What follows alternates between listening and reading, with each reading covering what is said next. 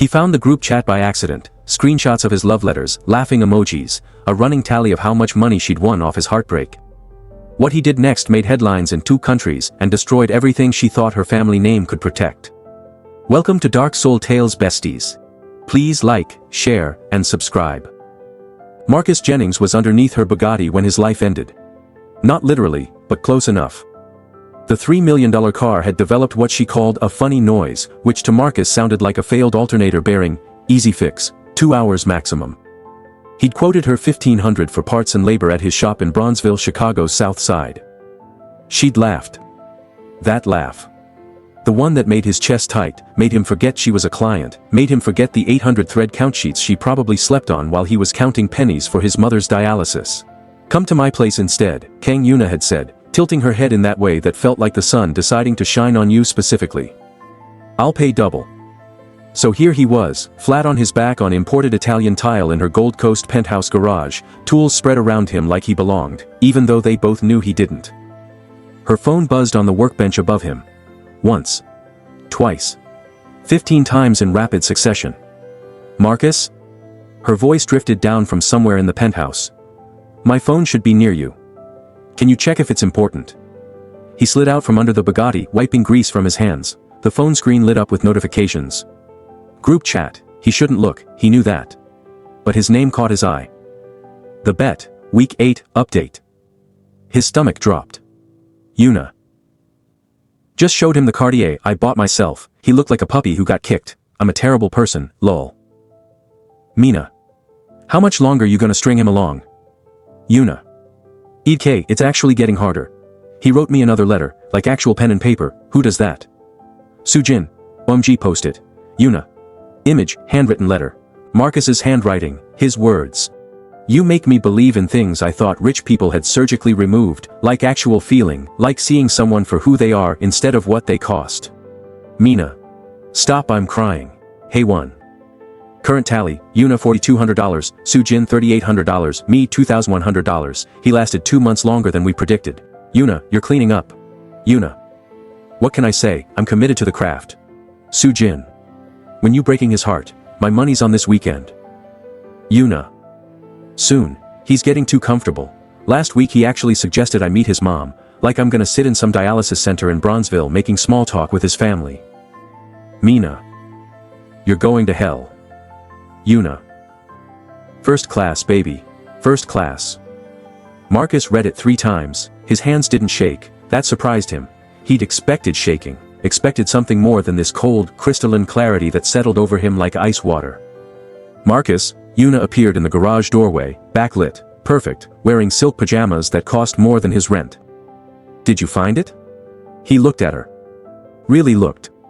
Saw what he'd been too stupid to see before. The way her smile never quite reached her eyes when they were alone. The way she checked her watch during their dinners. The way she'd touch him in public but keep 3 feet of distance in private. Yeah. His voice came out normal. Steady. Found it. He held it out, watched her face as she took it, scrolled, realized what he'd seen. Something flickered across her features. Not guilt. Calculation. Marcus. How much? He asked. What? How much did you win? Total. Yuna's jaw tightened. It wasn't like that. $4,200. That's what the chat said. $4,200 because I lasted longer than your friends thought I would. What was the bet exactly? How long before the black guy from the South Side figures out you're slumming? Don't. Her voice went sharp. Don't make this about race. Then what's it about? Entertainment. You were bored. All those charity galas and yacht parties got old, so you decided to fuck with someone who actually has to work for a living? She flinched. Good. He wanted her to flinch. I liked you, Yuna said, and something in her voice almost sounded real. I do like you. It started as a stupid bet, but then what? You felt bad. You caught feelings. Marcus laughed and it came out harsh. You posted screenshots of my letters. You laughed about me with your friends. You made jokes about meeting my mother while she's hooked up to a dialysis machine trying not to die. I'm sorry. No, you're not. You're sorry you got caught. He turned back to the Bugatti, started packing his tools. His hands moved with mechanical precision. Socket wrench, torque wrench. The creeper he'd been lying on. Everything going back in his toolkit like he was dismantling evidence of his own stupidity. Marcus, please. Her hand touched his shoulder. He shrugged it off. Don't. Let me explain. There's nothing to explain. You're exactly who I thought people like you were before I made the mistake of thinking you were different. He closed his toolkit, straightened. Met her eyes. The car's fixed. Alternator bearing was shot. No charge. Considerate payment for the education. What are you going to do? Something sharp entered her voice, not quite fear, but close. Are you going to? Going to what? Tell people? Post this online? Expose you? Marcus shook his head. I'm not going to do anything, Yuna. That's the difference between us. I don't get entertainment from destroying people. He walked toward the garage entrance, toolkit in hand, made it halfway across that imported tile before her voice stopped him. You can't just leave. Watch me. I mean... She sounded different now. Younger maybe. You can't just walk away like this doesn't matter, like I don't matter. Marcus turned, looked at her standing there in her silken perfection, surrounded by cars worth more than his neighborhood, in a penthouse that cost more per month than he'd make in a year. Beautiful, untouchable, cruel. You don't matter, he said. That's the whole point. None of this mattered, not to you, so why should it matter to me? He left. Took the service elevator down 42 floors. Walked past the doorman who'd always looked at him like he was tracking dirt on the marble. Got in his 15-year-old Honda Civic that had 200,000 miles and a crack in the windshield and drove back to Bronzeville where he belonged. His phone started ringing before he hit the expressway. Yuna. He declined. It rang again. Declined. By the time he pulled into his mother's driveway, she'd called 18 times. He blocked her number. The story should have ended there. Marcus went back to work. Fixed cars. Spent evenings at his mother's bedside during dialysis. Ignored the part of him that kept replaying Yuna's voice, the way she'd looked when he walked out, something almost like loss in her eyes. 2 weeks passed, then his shop got a visit. Marcus was under a Honda Accord, replacing brake pads, when his employee Dante called out. Boss, someone here to see you. Take a message, I'm busy. I don't think this is a message kind of situation. Something in Dante's voice made Marcus slide out. He stood, wiping his hands, and found 3 people in his shop. 2 men in suits that screamed corporate lawyer, and Kang Yuna. She looked different. Smaller somehow, without the penthouse and the cars and the superiority. She wore jeans. He'd never seen her in jeans, and a sweater that looked expensive but not obscene. Her hair was pulled back. No makeup. Eyes shadowed like she hadn't been sleeping. You blocked my number, she said. Yeah. So I came in person. I can see that. The lawyers shifted uncomfortably. One of them cleared his throat. Miss Kang, perhaps we should... Wait outside, Yuna said, not looking at them. Please. They left. Dante made himself scarce, suddenly very interested in organizing tools in the back room. Yuna stepped closer. Marcus held his ground, even though something in his chest was doing this stupid, traitorous thing where it remembered how she laughed, how she fit against him, how she looked at him sometimes like maybe he was more than entertainment. I ended the bet, she said. Gave the money to your mother's dialysis fund, all of it, mine, Mina's, Sujin's, Haiwan's, $16,000 total. Marcus stared. You, what? I ended it. The group chat's gone. I told them what I did was unforgivable. I told them, her voice cracked. I told them you were the best thing that ever happened to me and I destroyed it because I'm a coward who doesn't know how to handle real things. Yuna. I know you don't want my money, I know this doesn't fix anything, but your mom needs dialysis 3 times a week and I need... She stopped. Started again. I need you to know I'm sorry. Really sorry. Not because I got caught. Because I hurt you. Because I made you think you weren't worth being seen as human. Marcus felt something crack in his chest. Why? Why what? Why the bet? What was the point? She looked away. My father's company is merging with a Korean conglomerate. There's an arranged marriage on the table. Some executive's son I've met twice. My friends thought it was hilarious that I was dating someone so... She gestured vaguely. So not from our world. They bet I couldn't keep it up for 2 months. That I'd get bored or grossed out or reality would hit. And you took the bet. I took the bet. She met his eyes. And then I fell in love with you. And I panicked. And I didn't know how to get out of it without looking weak in front of people whose opinions shouldn't matter but do because I'm a mess of privilege and insecurity, and I don't know who I am when I'm not performing. The words hung between them. Marcus opened his mouth, closed it, tried again. You don't get to do that. Do what? Make a confession and expect me to forgive you because you suddenly developed a conscience. I'm not expecting forgiveness. Her voice steadied. I'm just telling you the truth. You deserve the truth. You deserved it from the beginning. Yeah. I did. Marcus turned back to the Accord, picked up his wrench. I think you should go. Marcus. Go, Yuna, back to your penthouse and your arranged marriage and your friends who think people like me are punchlines. I've got work to do. She didn't move. He could feel her standing there, could feel the weight of her stare on his back. What do I have to do? She asked quietly. To what? To prove this is real. That you're not. Her breath hitched. That you're not just someone I hurt. That you're someone I love? Marcus straightened, faced her. You don't love me, Yuna. You love the idea of me. You love how it felt to step outside your world for a minute. But when it gets hard, when your father finds out, when your friends make it clear I'm not welcome, you'll fold. You already did. I won't. You will. Because people like you always do. Something flickered across her face. Pain, maybe. Or anger. She stepped closer into his space, close enough that he could smell her perfume, that subtle expensive scent that used to make him stupid. People like me, she repeated. You mean rich, Korean. What exactly do I get lumped in with? People who've never had to fight for anything, people who don't understand what it's like to choose between fixing your car and paying for your mother's medication. People who make bets about other people's hearts because they're bored. You're right. Her voice went quiet. I don't understand that. I've never had to make those choices. But I'm trying to understand. Trying isn't good enough. Then tell me what is. Marcus looked at her. Really looked. Saw the shadows under her eyes. The way her hands trembled slightly.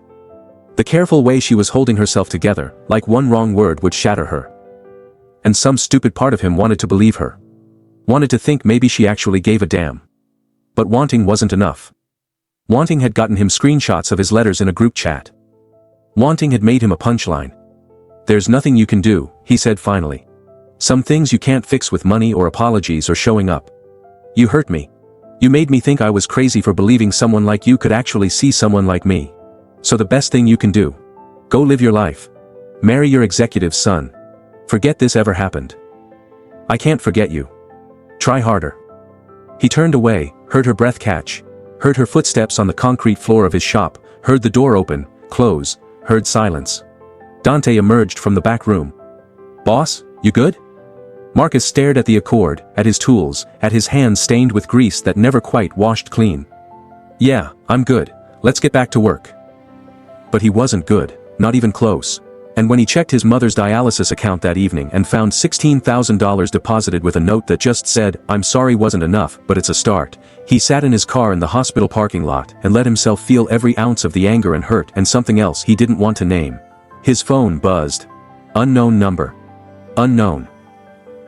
I know you blocked me, I know you have every right to, but I need you to know something. That bet? I told my father about it, told him everything. He's threatening to cut me off, disown me, said I disgrace the family name by associating with you, and I told him I don't care. I told him you're worth more than his money or his company or his approval. I don't expect this to change anything, but I needed you to know. You changed me, Marcus. Even if I ruined us, you changed me. Marcus stared at the message. Read it 3 times. His thumb hovered over the delete button. He didn't delete it. Instead, he did something stupider. He Googled her. Found articles he'd ignored before. Kang family heiress defies father's marriage plans.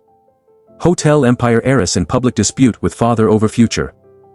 Kang Yuna faces disinheritance after refusing arranged marriage. The articles were dated. 1 week ago, 3 days ago, this morning. She'd actually done it. Told her father, faced consequences, chosen. No. He wasn't doing this. Wasn't falling back into hoping she was different. His phone rang, not Yuna, his mother. Marcus? Baby, did you do something? His heart dropped. What happened? Are you okay? I'm fine. Better than fine. The dialysis center just called. Someone paid off my entire treatment plan. 2 years worth. And they're transferring me to a better facility. One with private rooms and... Her voice broke. Marcus, what did you do? He closed his eyes. I didn't do anything, Mom. Then who? I'll call you back. He hung up. Stared at his phone. At the message from the unknown number. At the articles about Yuna losing everything because she'd refused to erase him from her life like he was a mistake, a phase, something to be forgotten. And Marcus made a decision that would either save him or destroy him completely. He unlocked his phone, scrolled to her blocked number, unblocked it, typed, "We need to talk." The reply came in seconds. Yuna. When? Marcus. Now, my mother's house, address attached, you come alone. Yuna. I'm on my way. 40 minutes later, a black Audi pulled up outside his mother's house in Bronzeville. Not the Bugatti, not a driver, just Yuna, climbing out, looking around at the neighborhood like she was memorizing it.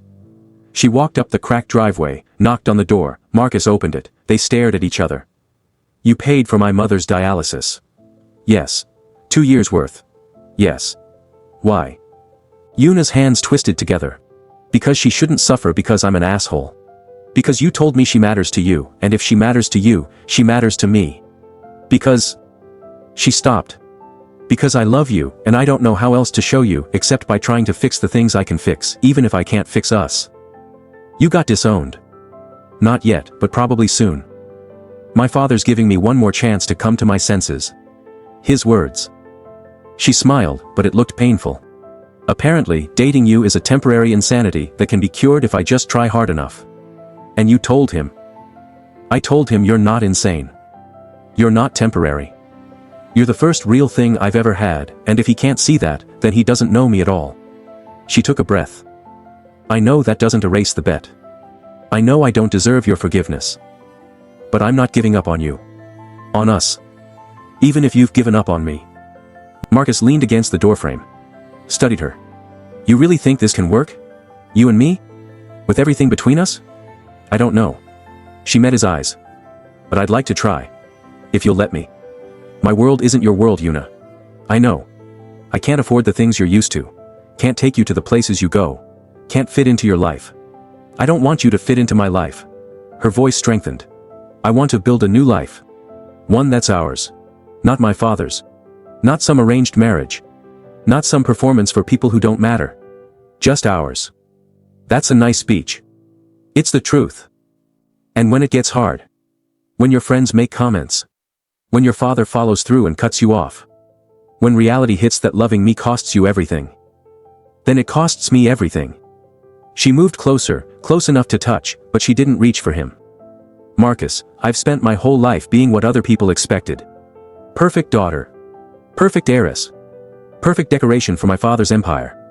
And I was miserable. Empty. Going through motions because I didn't know there was any other way to live. And then you... Her voice cracked. You saw me. Not my name. Not my money. Me. And for the first time, I felt real. And I sabotaged it because feeling real is terrifying when you've spent your whole life performing. But I'm done performing. I'm done being what people expect. I want to be with you. Even if that means losing everything else. Marcus felt something shift in his chest. Something that felt dangerous. Like hope. I'm still angry, he said. You should be. I don't trust you. I'll earn it back. This might not work. Probably won't. She smiled, sad and honest. But I'd rather fail trying than spend the rest of my life wondering what if. He looked at her. Standing on his mother's porch in Bronzeville, miles from her penthouse, wearing jeans and determination. And he made a choice. One chance, Marcus said. You get one chance, you hurt me again, we're done, no second chances, no apologies, done. One chance, she nodded. That's all I'm asking. And you have to meet my mother. Properly. No judging, no performing, just you, being real. I want to meet her. She's inside, she's going to ask questions, she's going to be protective, and if she doesn't like you, then I'll work on that too. Yuna straightened her shoulders. I'm not afraid of your mother, Marcus. I'm afraid of losing you. He stepped aside. Let her in. And as she crossed the threshold into his world, into the small house with its worn furniture and family photos and realness she'd probably never experienced, Marcus wondered if maybe, just maybe, this could actually be something. His mother looked up from her recliner, oxygen tube in place, eyes sharp and assessing. Mom, Marcus said, this is Yuna, the one I told you about. His mother studied Yuna for a long moment, then she smiled. The one who paid for my dialysis? Yes, ma'am. Yuna's voice came out nervous. Good. She should be nervous. Why? Because your son matters to me, and what matters to him, matters to me. His mother's smile widened. Sit down, child, let's talk. Marcus, make some tea. The good kind. Marcus moved toward the kitchen, but not before catching the look Yuna shot him. Terrified, determined. Real. He made tea. Listened to his mother's questions and Yuna's answers. Heard his mother laugh, genuinely, at something Yuna said. And when he came back with 3 mismatched mugs, found them sitting close, his mother's hand covering Yuna's, both of them crying a little. She's good people, his mother said to him. Damaged, but good people. You hold on to her. I'm trying, Mom. His mother looked at Yuna. And you? You hurt my boy again, I don't care how much money you have. You'll answer to me. Understood? Yes, ma'am. Good. Now Marcus, sit down, tell me what you're going to do about this situation. Marcus sat. Yuna beside him, close enough to touch. He didn't reach for her, not yet. But the possibility hung between them, fragile and terrifying and real. I don't know, he admitted. Figure it out as we go. His mother snorted. That's your plan? Figure it out? You're going to need better than that if you're going up against her family. I can handle my family, Yuna said quietly. Can you? His mother's voice gentled. Because from what I'm reading in the news, they're coming for you hard. And my son, he's got a good heart. But a good heart isn't armor, child. You need a plan. Then help me make one. His mother and Yuna looked at each other. Some understanding passed between them that Marcus didn't quite catch. Then his mother nodded. All right. Let's make a plan. They talked for hours. His mother, sharp and strategic despite the oxygen tube. Yuna, revealing pieces of her family's business Marcus hadn't known. And Marcus, caught between them, watching these 2 women plot like generals planning a war. Because that's what this was. War. Yuna's father wouldn't let this go quietly. There would be consequences. Attacks. Pressure from all sides. But sitting there in his mother's living room, drinking cheap tea from mismatched mugs, Marcus felt something he hadn't felt in weeks. Hope. Dangerous, stupid, fragile hope. His phone buzzed. Text from Dante. Boss, you need to see the news, right now. Marcus pulled up his phone, found his shop's name trending on Twitter, found articles with his photo, Yuna's photo, speculation about their relationship. Found forums discussing whether he was using her for money, whether she was slumming, whether this was all publicity. And then he found the worst one, an article in a major Korean publication. With photos of him and Yuna, and a headline that made his blood run cold. Kong family heiress's project, Southside mechanic speaks out about bet that destroyed his life. The article was detailed, the screenshots from the group chat leaked somehow. His letters, printed in full, commentary from sources close to the family, suggesting Yuna had a history of these social experiments. And quotes, supposedly from him, saying things he'd never said, about how she'd destroyed him, how he was considering legal action, how he wanted revenge. Marcus, Yuna's voice, sharp with fear. What is it? He handed her the phone. Watched her face go white as she read. I didn't. She looked up, eyes wide. Marcus, I swear, I didn't leak this, I would never. I know. He did. Could see it in her face. Someone wants to destroy this before it starts. My father. She said it flatly. He's forcing my hand, making it impossible for us to be together without it becoming a media circus. So what do we do? Yuna looked at him. At his mother. At the phone with its poison. Then something changed in her expression.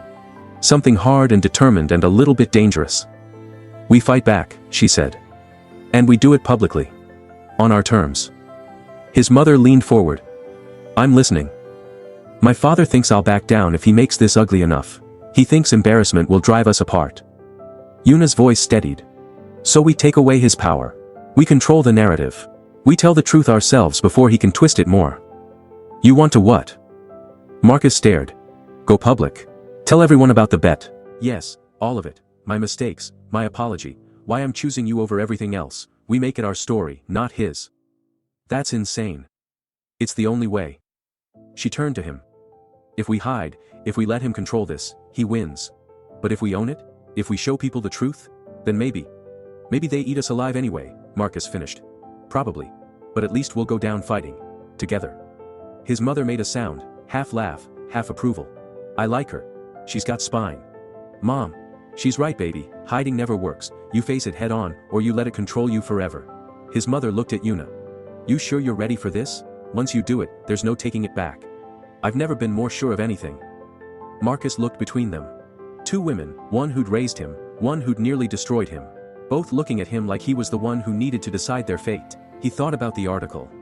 About the lies already spreading. About Yuna's father orchestrating this destruction. About the life they could have if they just fought hard enough for it. Okay, he said. Let's do it. Let's tell the truth. Yuna's face transformed, relief, hope, fear, all of it mixing together. Thank you. Don't thank me yet, this is going to get ugly. I know. Your father's going to come at us with everything. I know. We might lose. I know. She reached for his hand. Finally. Her fingers lacing through his. But I'd rather lose fighting for us than win without you. His mother stood, surprisingly steady despite the oxygen. Then let's get to work, we've got a war to plan. And in that moment, in his mother's living room in Bronzeville with Yuna's hand in his and the internet already tearing them apart, Marcus made peace with something. This love was going to cost him.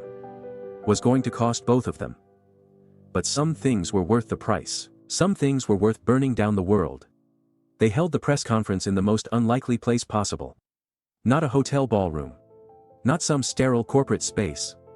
Marcus's auto shop in Bronzeville, surrounded by cars in various states of repair, oil stains on concrete, the smell of motor oil and honesty. Yuna had wanted neutral ground. Marcus had laughed. There's no neutral ground in this, so let's do it on mine. She'd hired a PR firm, fired them when they suggested softening the narrative and minimizing culpability. Hired another one. Kept the woman who'd looked her dead in the eye and said, "You want to win? Then you bleed first, you bleed honest." So here they were. 47 reporters crammed into a space meant for cars, not cameras. Marcus in his work clothes, grease still under his fingernails because he'd refused to perform for them. Yuna in jeans and a simple sweater, no jewelry except the small cross necklace his mother had given her 2 days ago. "Before we start," Yuna said, voice steady despite the cameras. "I want to be clear about something. What I did was unforgivable. There's no spin I can put on this that makes it okay. I hurt someone I claimed to love because I was a coward. So I'm not here to make excuses. I'm here to tell the truth." She took a breath. Marcus stood beside her, close enough to anchor her, far enough that she had to do this herself. 8 weeks ago my friends and I made a bet. They bet I couldn't date Marcus Jennings for more than 2 months without getting bored or grossed out. Their words. I took the bet. I made Marcus part of a game. I shared screenshots of his letters, his words, his vulnerability with people who laughed at him. I won $4,200 while he fell in love with me thinking it was real. The reporters erupted, questions flying, cameras flashing. Yuna raised her hand. "Let me finish, please." She waited for quiet.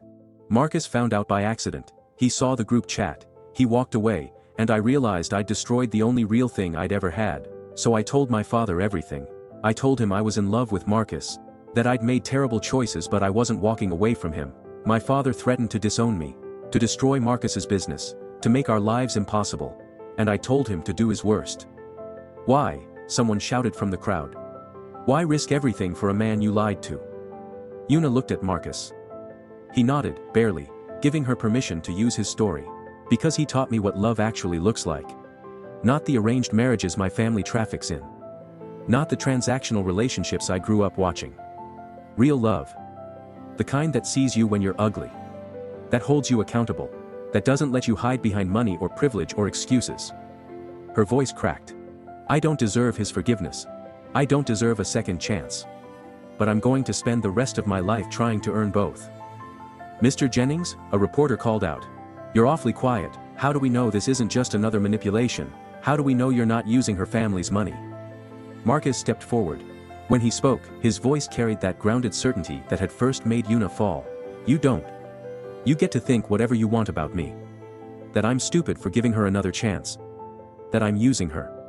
That I'm some victim who can't think for himself." He paused. "But here's what I know. Yuna made a mistake, a big one, and she owned it. Publicly. Cost her everything to own it. Most people in her position would have buried this, paid me off, made me sign an NDA. Instead, she's standing here bleeding for the truth. So you forgive her?" Another reporter. "I didn't say that. I said I'm giving her a chance to earn forgiveness. There's a difference." Marcus's jaw tightened. "Love isn't a fairy tale, it's work. It's choosing someone even when they've hurt you, even when it's hard, even when the whole world's watching waiting for you to fail. And if you do fail, the reporter pressed. Then we fail, but at least we'll fail trying to build something real instead of hiding behind what's safe. Yuna's hand found his. She laced their fingers together in front of every camera. I love him. That's not spin. That's not performance. I love him enough to lose everything. And I'm going to prove it. The questions came harder after that. About the bet. About the money. About her family. About whether this was genuine or calculated. Yuna answered everything. No PR polish. No deflection. Just raw, uncomfortable honesty. Marcus watched her take the hits, watched her not flinch when reporters got personal, got cruel, and something in his chest loosened. Not forgiveness, not yet, but belief maybe. That she meant what she said. The press conference ended after 90 minutes. The reporters filed out. Yuna collapsed against a workbench, shaking. You did good, Marcus said. I feel like I'm going to throw up. That's probably accurate. He handed her water. But you didn't lie, that's something. She drank, hands trembling. What happens now? Now? Marcus looked at his phone, already blowing up with notifications. Now the internet decides if we live or die. They didn't have to wait long. The story went viral within hours. Kang Unibet trending worldwide. Think pieces, hot takes, Twitter threads dissecting every word, every expression, every moment. Some people believed them. Most didn't. She's just doing damage control. Rich girl caught being evil. He's pathetic. She made him a joke and he's taking her back? This is what happens when black men chase white adjacency. Self-respect goes out the window. She's Korean, not white, but point stands. He's embarrassing himself.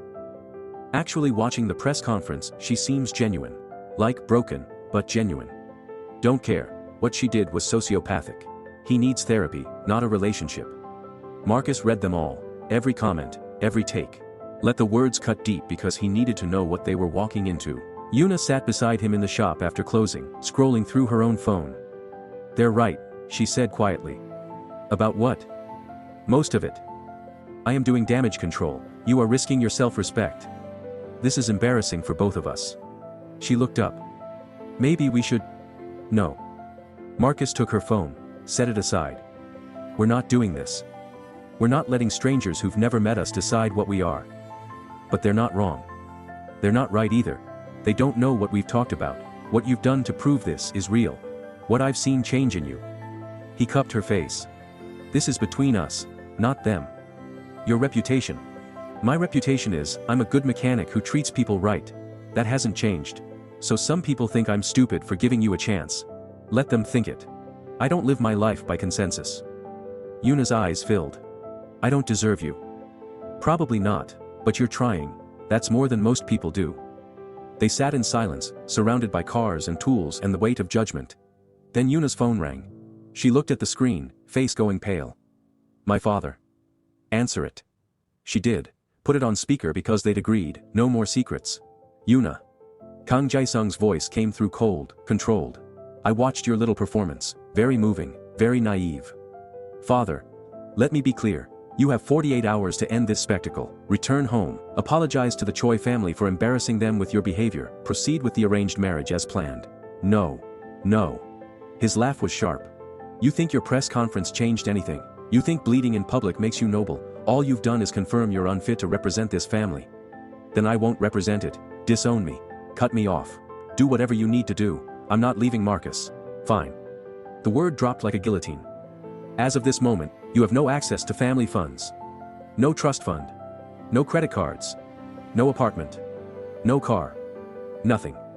You want to play working class with your mechanic? Let's see how long that lasts when reality hits. The line went dead. Yuna stared at the phone. Marcus watched her process it. The full weight of what she'd just lost settling over her. Well, she said finally, voice shaking. I guess I need to find a job. Yuna, no, I mean it. I've never had a job. Never had to actually work. Never had to worry about rent or food or... She looked around the shop. I don't even know what I'm qualified to do. Marcus pulled her close. Felt her trembling against him. We'll figure it out. Will we? She pulled back, eyes wet. Marcus, I have no skills, no experience. I can't even... I don't know how to be poor. I don't know how to exist without money. Then you'll learn. What if I can't? What if I'm too broken? Too useless? What if you wake up one day and realize you're supporting some rich girl who can't even function in the real world? Hey. He tilted her face up. Look at me. You think I'm doing this because you're perfect. I'm doing this because you're trying. Because you stood in front of those cameras and bled.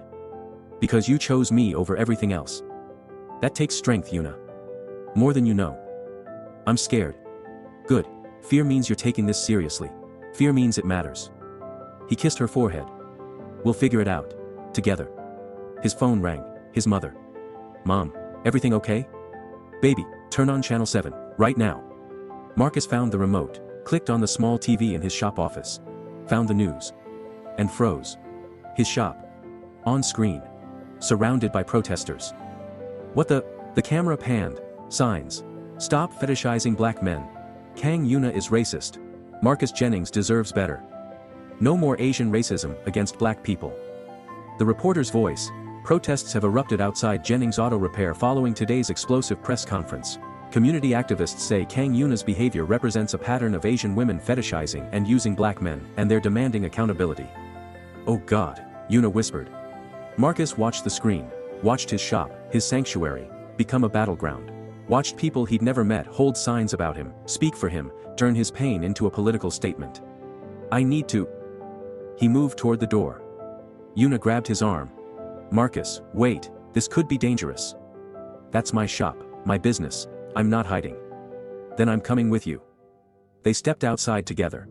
The protesters turned, cameras swung toward them. Someone shouted, there she is, there's Kang Yuna. The crowd surged. Marcus pulled Yuna behind him on instinct. A woman pushed to the front, mid-40s, carrying a bullhorn. Mr. Jennings, I'm Tanya Williams with the Chicago Coalition for Racial Justice. We're here to support you in demanding accountability from Kang Yuna and her family for their racist treatment of you. I didn't ask for your support, Marcus said. Tanya blinked. Excuse me. I said I didn't ask for this. For you to protest at my shop. For you to speak for me. For you to turn my relationship into your cause. We're trying to help. You're trying to use me, just like everyone else. Marcus's voice carried across the crowd. You don't know me. Don't know what Yuna and I have talked about, don't know what's happening between us, but you're out here making it about your politics instead of my life. She exploited you, someone shouted from the crowd. Used you for entertainment, that's racism. Yeah, it was. And she's owned that. Publicly. Lost everything to own that. Marcus felt Yuna's hand grip his shirt from behind. What she did was wrong. But what you're doing right now, using my pain to push your agenda. That's also wrong. Tanya's expression hardened. So you're defending her. After what she did. I'm defending my right to handle my own life. I'm defending my relationship from being turned into a symbol by people who don't actually care about me as a person. He gestured at the signs. You want to protest Asian racism against black people? Fine. That's real. That's valid. But do it somewhere else. Do it about actual systemic issues. Don't use me and my shop as your stage. The crowd murmured. Some angry, some confused. Cameras capturing everything. A young black man pushed forward. Man, you're embarrassing yourself. She played you, made you look like a fool, and now you're defending her. I'm not defending what she did, I'm making a choice about what happens next. My choice, not yours, not theirs. Marcus pointed at the cameras. And yeah, maybe I'm being stupid, maybe I'm going to regret this. But that's my mistake to make, my life to live. And I'm asking you, as a black man to other black people, please let me handle this myself. Silence fell. Tanya Williams studied him for a long moment. Then she lowered her bullhorn. All right, she said. We hear you, we don't agree, but we hear you. She turned to the crowd. Pack it up, let's move this to City Hall. Mr. Jennings has made his position clear. The protesters dispersed slowly, reluctantly, some throwing disgusted looks at Marcus, some at Yuna, some at both of them. Within 20 minutes, the street was clear. Marcus turned, found Yuna crying quietly. You didn't have to do that, she said. Defend me. I wasn't defending you, I was defending us. There's a difference. They think you're a sellout now. Let them think it. He pulled her close. Come on. Let's go inside. It's been a long day.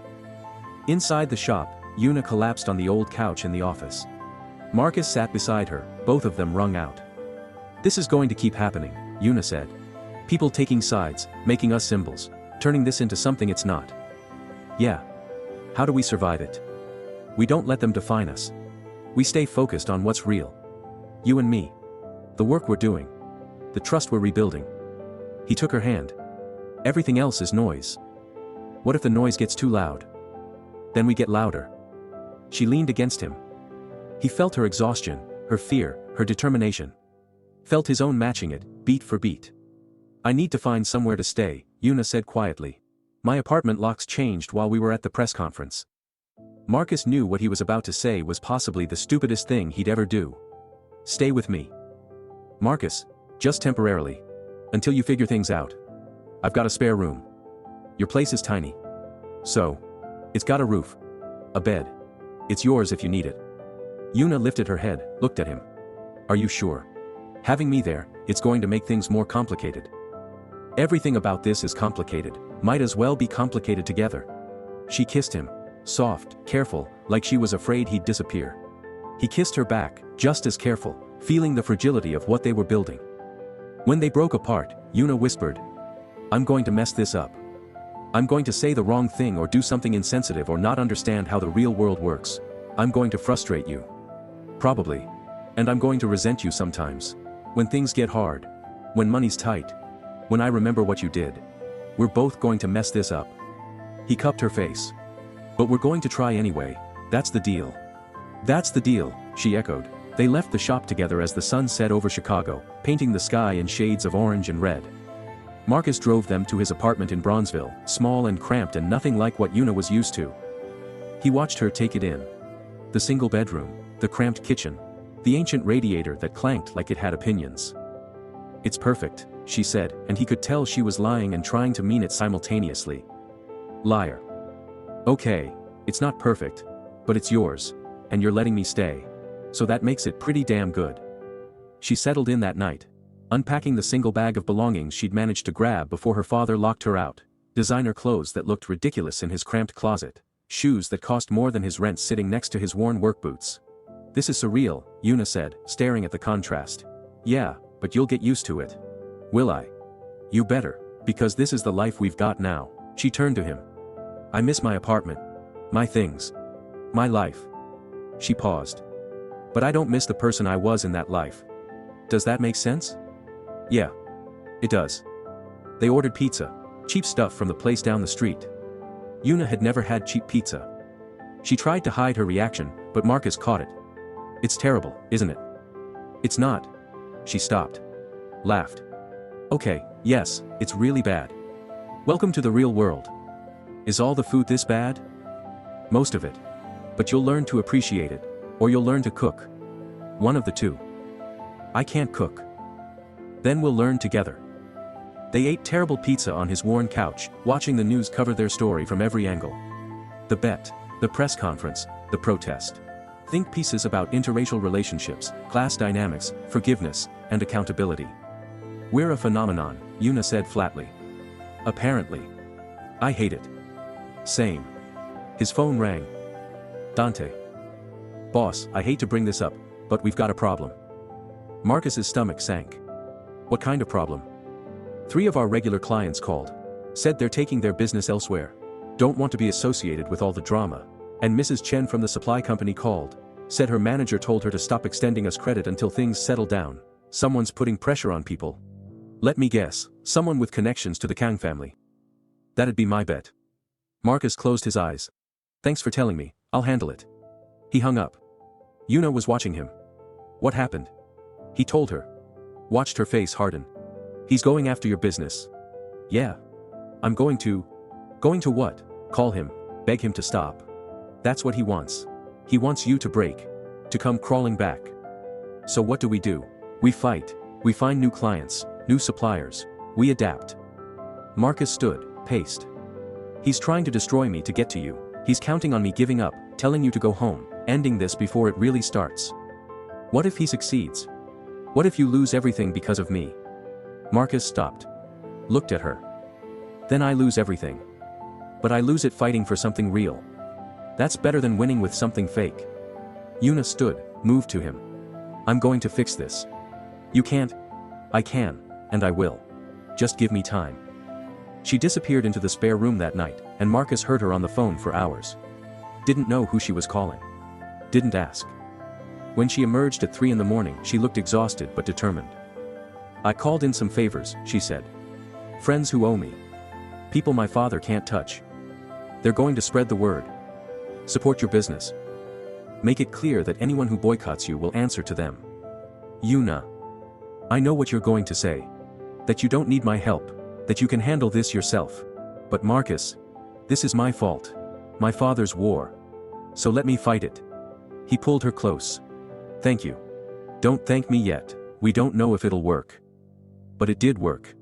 Within 3 days, new clients started calling. People who'd read the story and wanted to support them. People who respected what they were trying to build. Marcus's appointment book filled up. The supply company reversed their decision after getting calls from 3 different business owners threatening to pull their accounts. You did this, Marcus said, looking at the schedule. We did this, Yuna corrected. You built something worth fighting for. I just reminded people it exists. Life settled into a rhythm. Strange and chaotic but real. Yuna found a job working reception at a local community center, answering phones and learning how normal people lived. The pay was minimum wage. She'd never been so proud of a paycheck in her life. Marcus taught her to cook. Mostly they created disasters, but occasionally they made something edible. She learned to budget, to clip coupons, to understand that the cheap toilet paper wasn't worth saving money on. This is harder than I thought, she admitted one night, crying over a checkbook that wouldn't balance. Yeah, being poor sucks. That's why generational wealth is such a big deal. You don't just inherit money. You inherit not having to learn this stuff the hard way. I'm sorry. For not understanding before. For thinking money didn't matter. You're learning. That's what counts. They fought. Real fights. About money. About her making him feel like a project. About him making her feel like she had to prove herself constantly. Fights that ended with slammed doors and silence and both of them wondering if this was worth it. But they made up. Every time. Talked it through. Learned each other's boundaries. Learned when to push and when to give space. 3 months in, Yuna's father called again. Have you had enough yet? Kang Jae-sung asked without preamble. No. Your mother wants to see you. Yuna's breath caught. Mom wants. She's not well, Yuna. Whatever statement you're making, whatever point you think you're proving, it's killing her. Come home. Make peace. Stop this before you have real regrets. Is she really sick or is this manipulation? Silence. Then. Does it matter? Either way, she's asking for her daughter. The line went dead. Yuna sat frozen. Marcus took the phone from her hand. What do you want to do? He asked. I don't know. If she's really sick, but if it's a trap, I don't know. Then let's find out. We'll go together. You want to walk into my father's territory, after everything? You're not doing this alone, not happening. They went the next day. Back to the Gold Coast. Back to the penthouse Yuna had lived in before Marcus. The doorman who'd sneered at Marcus months ago now looked uncertain. Miss Kang, should I? We're going up, Yuna said, not breaking stride. The elevator ride lasted forever. Yuna's hand crushed Marcus's. He held on, grounded her, prepared for whatever they were about to walk into. The door to the penthouse opened before they reached it. A woman stood there, elegant and fragile, with Yuna's eyes and cheekbones. Her mother. Mom, Yuna's voice broke. My daughter. Mrs. Kang pulled Yuna into her arms. My stubborn, brave daughter. Over Yuna's shoulder she looked at Marcus, and smiled. So you're the mechanic who broke my family, she said in perfect English. Apparently. Good, we needed breaking. She released Yuna, stepped back. Come in, both of you, we have much to discuss. Inside, the penthouse looked the same, luxurious, cold, everything Marcus remembered hating. Mrs. Kang led them to the living room, sat them down, served tea with her own hands, which seemed to shock Yuna. Your father isn't here, Mrs. Kang said. I made sure of it. This conversation is between us. He said you were sick, Yuna whispered. I am. Sick of his pride. Sick of watching him destroy you for daring to choose your own path. Sick of playing the obedient wife while our daughter suffers. Mrs. Kang sipped her tea. I told him this morning, I'm done supporting his war against you. Done pretending your love is shameful. Done choosing him over you. Yuna stared. Mom, you can't. He'll. What? Disown me? Divorce me? Mrs. Kang smiled, sad and fierce. Let him. I've spent 30 years building his empire. Hosting his parties. Silencing myself for his comfort. I'm done. Mrs. Kang, Marcus said carefully. With respect, you don't have to do this. Yuna and I can handle. Handle what?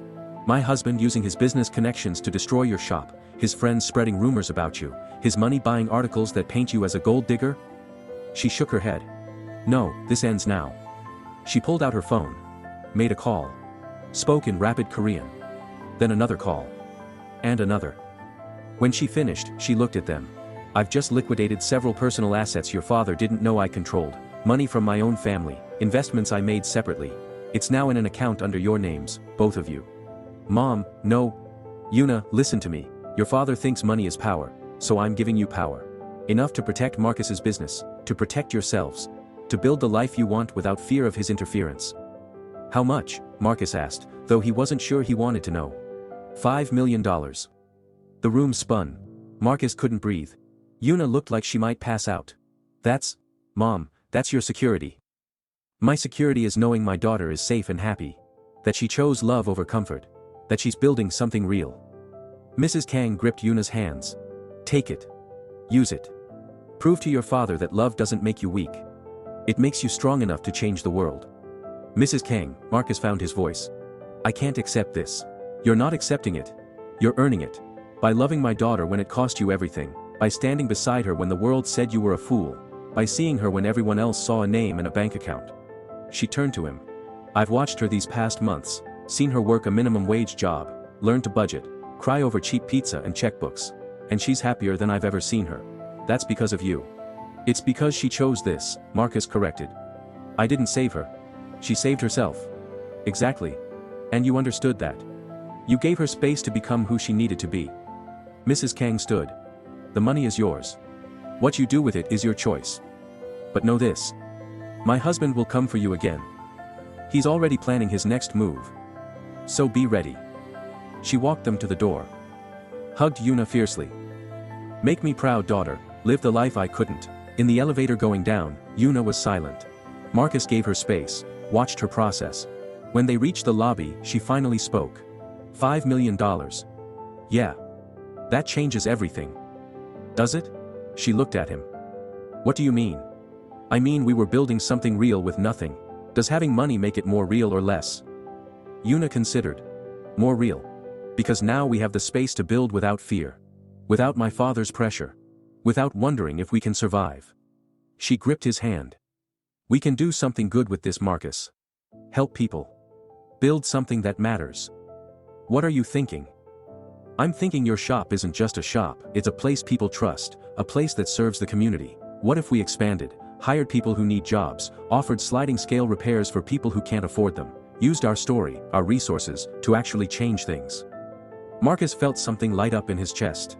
You want to turn my shop into a non-profit? I want to turn it into a movement, show people that love across lines, love that costs something, can actually build instead of just survive. He kissed her. Right there in the lobby. Let the doorman stare. Let the whole world watch. Because this woman, this complicated, broken, fierce woman, had just taken her mother's gift, and imagined a future that wasn't about them. It was about everyone. Let's do it, he said. Let's build something worth all this pain. They spent the next 6 months transforming the shop, hired 5 new mechanics, all people from the neighborhood who needed a chance. Set up a fund for sliding scale repairs. Created a program teaching young people automotive skills and financial literacy, used their story to draw media attention, donations, support. Kang Jae-sung fought back, tried to block permits, spread rumors, threatened suppliers, but he was fighting a community now. And communities, when they decide to protect their own, are stronger than any individual power. The grand opening of Jennings Auto and Community Center made the news. Not because of scandal. Because it worked. Because it mattered. Because Marcus and Yuna had turned their pain into purpose. Marcus stood in the expanded shop watching kids learn to change oil, watching single mothers get affordable repairs, watching his neighborhood come together around something good. Yuna found him, slipped her hand into his. What are you thinking? That we did it, actually did it. We're not done yet. No. No. She turned to face him. There's one more thing I need to do. She led him outside. Where 200 people waited. Neighbors, clients, people they'd helped. His mother in the front row, oxygen tank beside her, smiling so wide it could break hearts. What's happening? Marcus asked. Yuna pulled something from her pocket. A small box. Marcus's breath stopped. I know we said we'd take this slow, Yuna said, voice steady despite the crowd. I know we've only been together officially for 9 months. I know traditional people would say it's too soon. But Marcus Jennings, you taught me what love actually means. You held me accountable. You saw me. You chose me even when I didn't deserve choosing, and I want to spend the rest of my life earning that choice, every single day. So I'm asking you, in front of everyone who matters, in front of our community, our family, our story, will you marry me? She opened the box. Inside was a simple band. Nothing expensive, nothing ostentatious. Just solid, real, permanent. Marcus looked at her. At this woman who'd bet on his heart and then burned down her entire life to prove she meant the apology.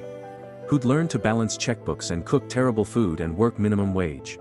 Who'd taken her mother's gift and imagined liberation for an entire community. Yes, he said. Obviously yes. The crowd erupted. His mother cried. Yuna slid the ring on his finger with shaking hands. He pulled her close and kissed her like the whole world was watching. Because it was. And he didn't care anymore. They got married 3 months later. Not in some lavish venue. In the shop.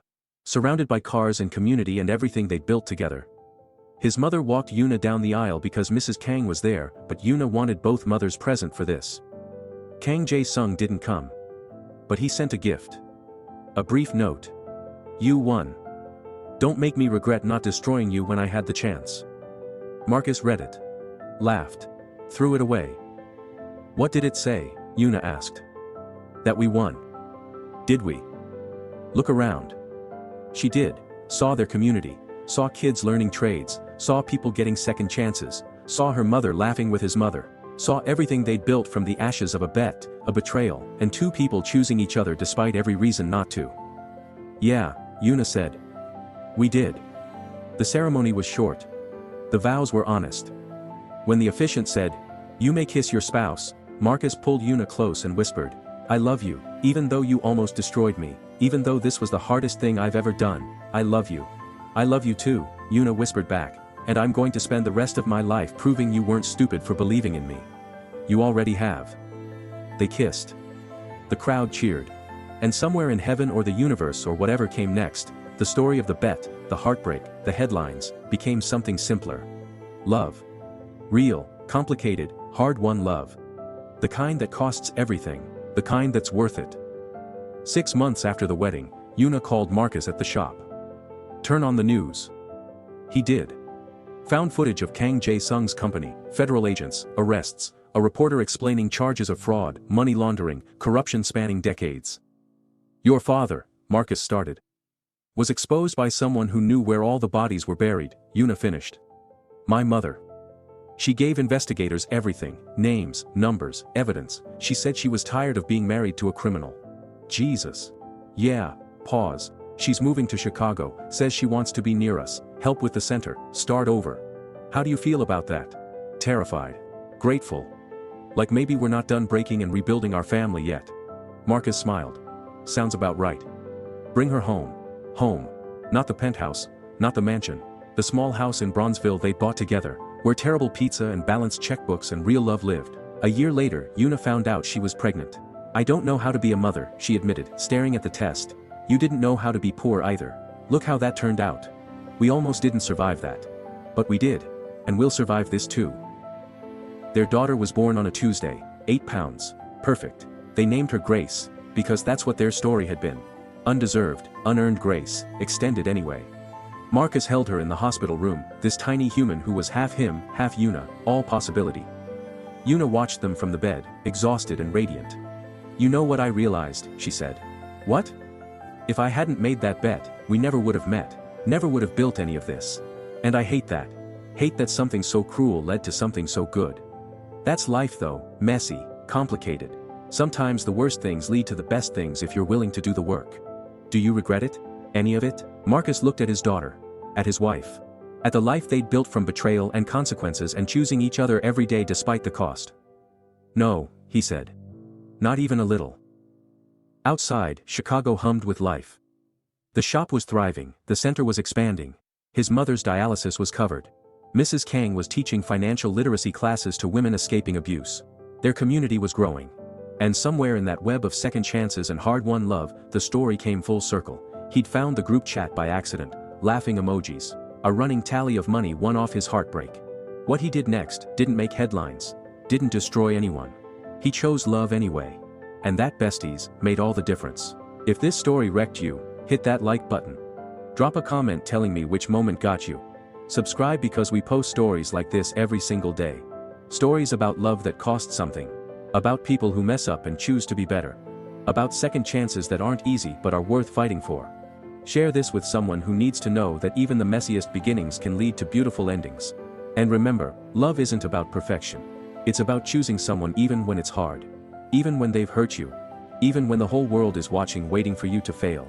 Thank you for being here. For believing in complicated love. For understanding that forgiveness isn't weakness, it's the bravest thing we can do. Until next time, keep fighting for what matters.